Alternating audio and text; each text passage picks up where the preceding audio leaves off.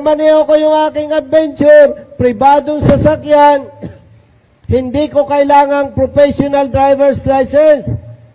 Kailangan ko non-proof. Tayo ka, bro. Ito naman kapatid ko, halimbawa, may student permit. Sabi niya, Kuya, may student permit. Ganun ba? O sige, ikaw magmaneho dito. Hindi kami pwedeng uli ng enforcer. Bakit? Private ang dalang sasakyan. Ako ay non-professional driver. Student permit siya. Ba't mo ko ulihin? Ay sir, sabi sa kailangan professional, magbasa ka nga. Sinasabi, duly licensed driver. May lisensya ako, bro. Private ang dala ko. Ha?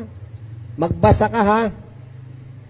Marami rin sa LTO, hindi alam yan. Professional daw. No. Magbasa ka.